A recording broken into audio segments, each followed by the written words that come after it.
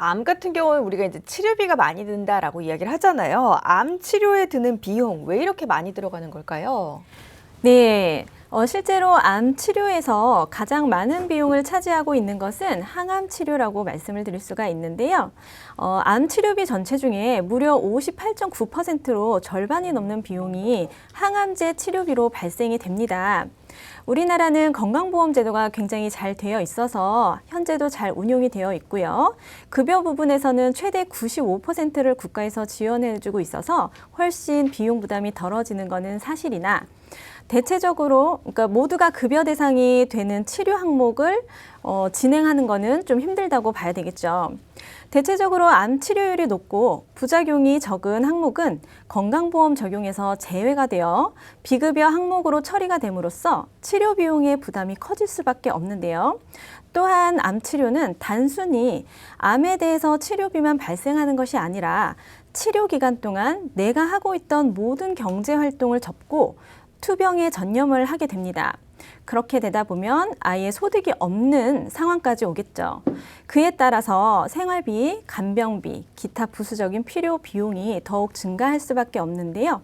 암의 특성상 또 재발의 위험이 크기 때문에 비용이 또다시 발생할 수 있다고 말씀드릴 수가 있습니다.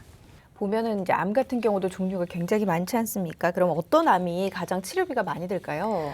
네, 2016년도에 발표했던 자료에 의하면 암 치료의 평균 지출 비용은 2,800만 원 대략 3천만 원 정도가 평균 치료 비용이라고 통계에 나와 있습니다. 특히 암 중에서도 치료비가 많이 발생하는 암은 백혈병, 간암, 췌장암이라고 말씀드릴 수가 있는데요.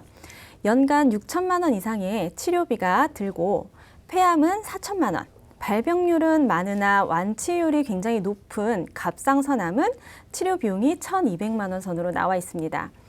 이 표로 치료비를 알 수가 있듯이 내 보험에 암 진단비를 설정을 하실 때도 해당되는 이 치료 비용을 참고해서 설정을 하시면 도움이 되실 거라고 생각이 됩니다. 암 치료 같은 경우는 이제 상당히 오래 걸리기 때문에 암 치료를 받으시는 동안 이제 생업을 포기하는 분들도 굉장히 많으시더라고 하더라고요. 실제로 이제 암 진단 후에 그럼 많은 분들이 좀 실직을 하게 되는 그런 상황에 놓이게 되나요? 네, 죽음보다 두려운 것이 경제적인 어려움이라고 이렇게 말씀들을 많이들 하십니다. 경제적인 어려움이 큰 부담으로 다가오는 게 제일 큰 문제인데요.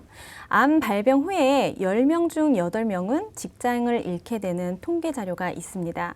갈수록 암에 대한 유병자 수는 늘고 있어서 심각한 사회적 문제를 야기를 하고 있는 실정이기도 한데요.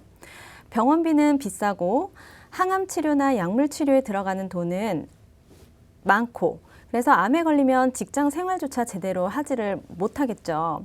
암 치료비 부담으로 가정경제 문제뿐만 아니라 사회적 문제까지 발생하기 때문에 이 대목에서 치료비와 생활비를 감당하기 위한 암보험의 필요성을 알 수가 있습니다. 그럼 이제 항암 치료에 대해서도 좀 알아보도록 하겠습니다.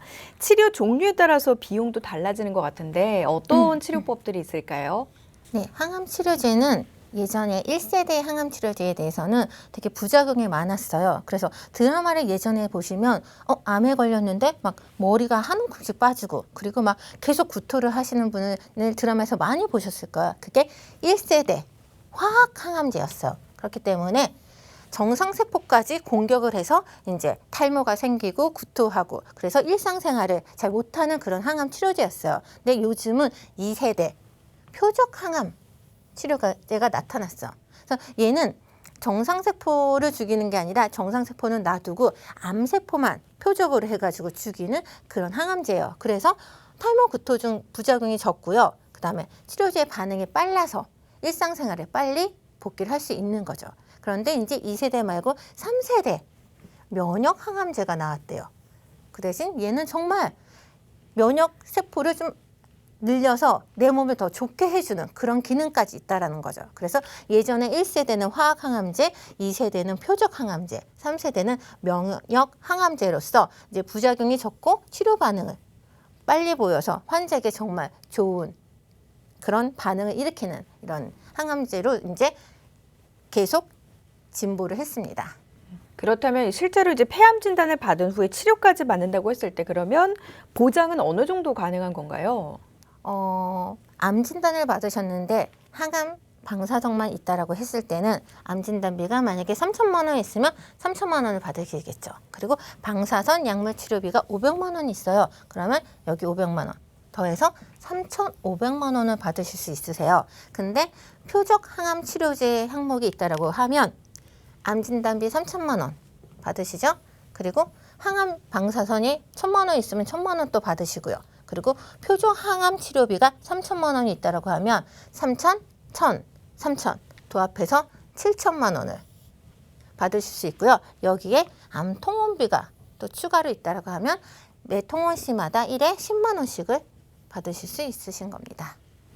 암보험의 이제 치료비 보장에 대한 이야기를 나눠봤는데 이번에는 그렇다면 보장 기간에 대해서 우리가 알아보도록 하겠습니다. 보장 기간을 잘 챙겨봐야 하는 이유가 뭘까요? 네, 제가 만나는 분들 중에 100살까지 어떻게 살아 하시는 분들이 굉장히 많으신데요.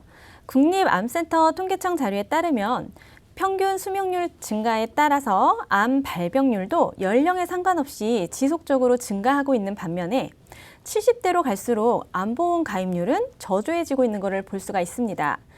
암보험은 가입이 되어 있다라고 말씀하시는 고객분들이 상당히 많으신데 오래전에 가입해 놓으신 보험이라면 60세, 70세로 보장이 끝나는 건 아닌지 그런 거를 한번 살펴보셔야 되는데요. 통계에도 나오듯이 70대 이후에도 암 발병률이 적지는 않게 나오는데 수입이 줄어드는 시기에 암보험 가입을 위해서 또다시 돈을 내야 되는 일이 없도록 증권의 보장 기간과 만기를 꼭 확인해 보시기를 바랍니다.